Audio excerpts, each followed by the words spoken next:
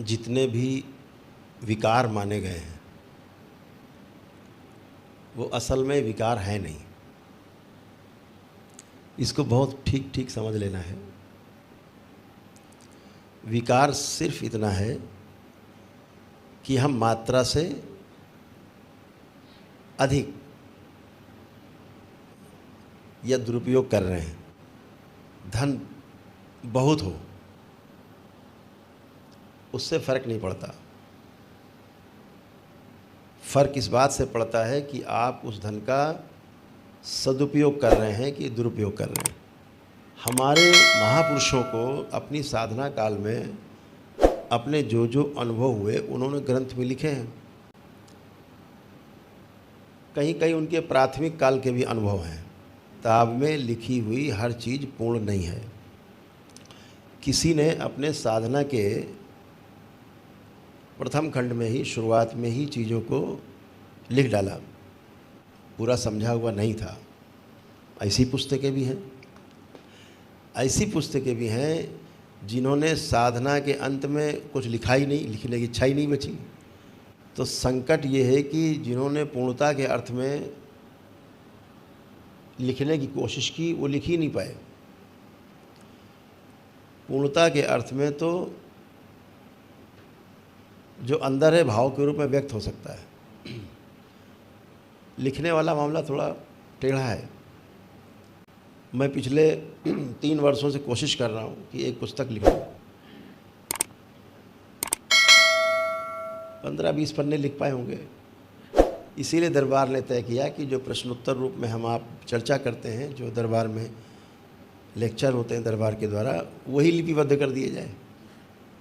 तो प्राथमिक स्तर पे यही समझ में आता है साधक को कि अहंकार एक हमारे लिए विकार है और इसको बढ़ने ना दिया जाए। धन विकार है, इसलिए ज़्यादा धन संचय ना किया जाए। बात कम ज़्यादा की बिल्कुल नहीं है। बात है आपके दुरुपयोग और सदुपयोग की।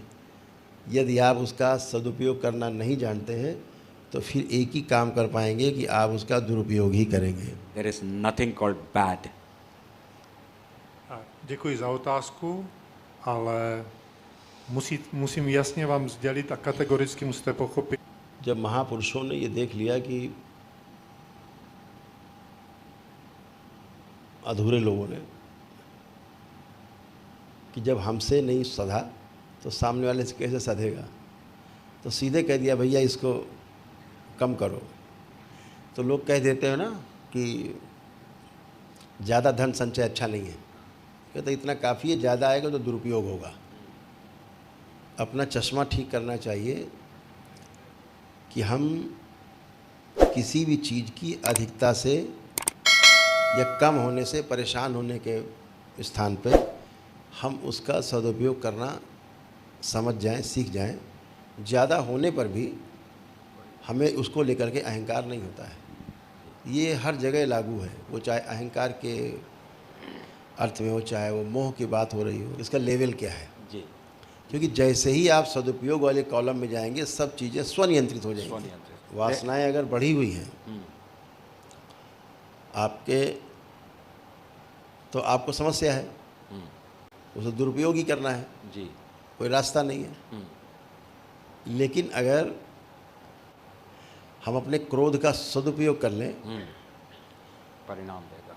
कि शरीर में शक्ति बहुत है, अब वासनाएं साधे नहीं सध रही हैं, तो कहते नहीं साहब हम तो भूखे रहेंगे, कुछ खाएंगे ही नहीं।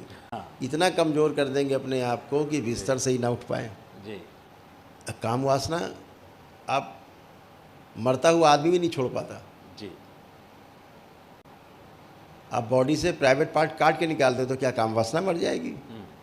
तो उसको उस हिसाब से नियोजन करना है। इतनी बात है। People who